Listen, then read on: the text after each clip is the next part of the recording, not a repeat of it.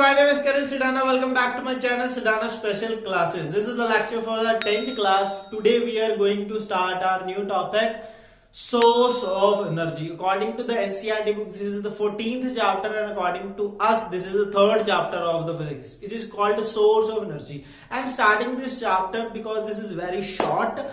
Only theory part is there, no numerical is there, and very easy to understand what is this chapter called. This is the chapter named source of energy. तो लो जी start करते हैं अपन ये वाला chapter. This is very short, समझ आएगा बहुत जल्दी. In this chapter there is the source of energy. Source of energy means कहां से हमको एनर्जी मिलती है. There are the different kind of the energy we will use. Main इसमें दो एनर्जीज की बात करी जाएगी. एक तो heat energy and the second is electric energy. Heat energy कहां से प्रोड्यूस होगी? There are the different sources. Electric energy कहां से प्रोड्यूस होगी? There are the different sources. सबसे पहले समझते हैं कि सोर्स ऑफ एनर्जी एक्चुअली होता क्या है. Source of energy is that source from which the energy can be consumed, energy can be grabbed, energy वहां से ली जा सकती है ताकि ये वाली एनर्जी को हम यूज कर सके टू फुलफिल आवर पर्पस, ताकि हम अपना कोई ना कोई पर्पस सॉल्व कर सके फ्रॉम दैट एनर्जी. तो गुड सोर्स ऑफ एनर्जी हम किसको बोलेंगे? Good source of energy means जो कि सस्ता हो, चीप हो, easily available हो, and that can be easily transported and which is the high calorific value. अब ये calorific value क्या होती है? Calorific value means that amount of energy when 1 gram or the 1 kilogram of that fuel is burnt, amount of energy evolved through that. कितनी energy निकलती है जब भी हम 1 ग्राम या 1 किलोग्राम दैट फ्यूल, उस फ्यूल को बर्न करेंगे, कितनी हीट एनर्जी बाहर निकलेगी, that is a calorific value. Here are some values for the different kind of the substance. There are some calorific value for the different kind of the substance, जैसे कि wood की है, लकड़ी की है, that is a dung cake, that is a hydrogen gas. ठीक है, सबसे कम जो कैलोरीफिक वैल्यू है that is of the dung cake, and सबसे हाई जो calorific value that is of the hydrogen gas. Petrol की भी है, डीजल की भी है. You can see, you can have the look into the values as well. तो इसके बाद the two kind of sources. One is a renewable source and another is non-renewable source. Renewable means which can be used again and again, which is unlimited value, जिसकी value unlimited है, जिसको हम बहुत ज्यादा use कर सकते हैं, again and again use कर सकते हैं. And non renewable source of energy means which has a limited value, जिसकी वैल्यू भी लिमिटेड है, जिसको हम बहुत ज्यादा आराम से यूज नहीं कर सकते. ठीक है, मींस एक ना एक दिन वो खत्म हो जाएंगे. For example fossil fuel, coal and petroleum is example of non-renewable resource, and air, water, wind, solar energy, these energies, these kind of energies is in the renewable source of energy category में इसको डालेंगे. ठीक है, अब इसके बाद आपको पता है कि फॉसिल फ्यूल क्या होते हैं. Fossil fuel which has taken 1000 and millions of the years to form.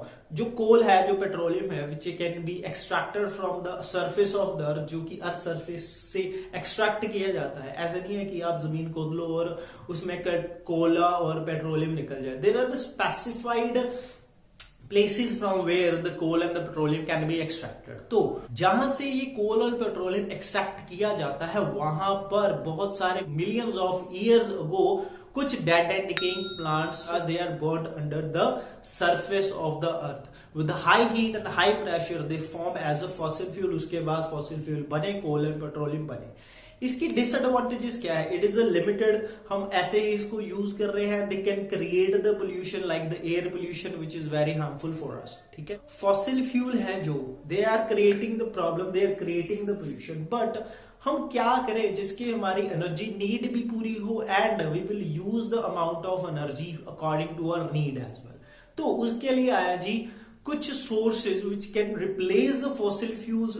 तो there are some different kind of, there are the different source of energy from which we can extract the energy, mainly electricity. One is hydroelectric power plant, पानी से energy produce करनी है dam बनाकर.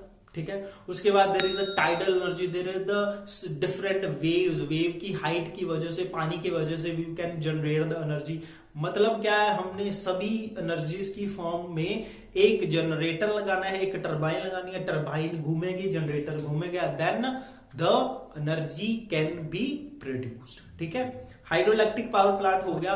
Tidal energy हम produce कर सकते हैं from the water, and after that we can use solar energy. Solar energy use कर सकते हैं. सोलर पैनल आपने सुने होंगे, सोलर सेल सुने होंगे. सोलर सेल और सोलर पैनल से हम we can generate the electricity.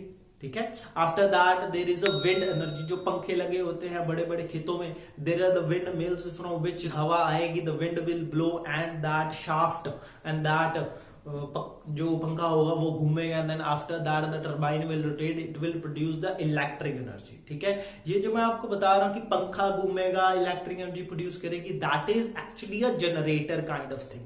जैसे हमने लास्ट चैप्टर में पढ़ा था which is magnetic effect of electric current, in that chapter we have already told, I have already told you about the AC generator. When the turbine will rotate, जब वो coil घूमती है, then the electric energy will produce. In all these scenarios, in all these cases, whether it is a hydroelectric power plant, whether it is a windmill, जो भी चीजें घूमेगी उसके बाद इलेक्ट्रिक एनर्जी प्रोड्यूस होगी। Solar panel and the solar cells is a different kind of thing. वो क्या करते हैं, सन एनर्जी को ग्रैब करते हैं, they will produce that energy, they will convert that energy into the electric energy. ठीक है, विंड मिल्स जो कहां लग सकती है, वहां लग सकती है where the speed of the wind is not less than 15 kilometre per our.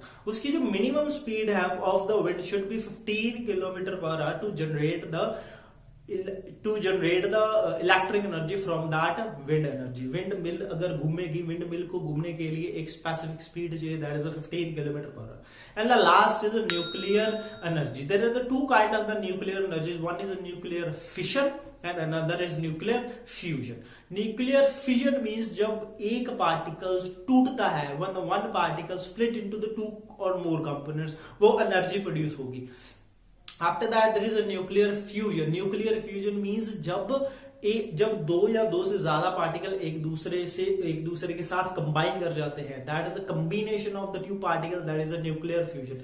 In the sun, अगर हम सन की बात करें, there is a nuclear fusion, hydrogen and the hydrogen particle they are combining to form the helium, they are combining to form the helium atom. ठीक है, इसके बाद energy produce होगी and the very large amount of the energy will be produce in the case of nuclear fusion. ठीक है, nuclear fission and the nuclear fusion, there are the two kind of the nuclear energies. सिर्फ 8 या 9 minute में हमारा ये जो chapter actually complete हो चुका है। अब आप ये वाला चैप्टर पढ़ोगे कहां से, इसके नोट्स कैसे बनाओगे? You just make your notes from a file, PDF file. I have make a PDF file for you guys, the link of that PDF file is in the description box below. आप उस link के ऊपर click कीजिए, you will get that file, उसको अपनी notebook के ऊपर you just note it down. बस, this is a very short video, short chapter था, इसलिए I have just given you an overview. इसके बारे में आप अगर डिटेल में पढ़ना चाहते हो, I have given that PDF file in detail, उसमें बहुत सारी डिटेल लिखी हुई है, you just learn and right it down. ठीक है, तो please make your notes properly, stay safe, stay healthy, and I will see you in next video with an exciting next chapter. This is me, Karan Sidana, signing off. Bye bye, Shabakar, and don't forget to share this video to your friend as well.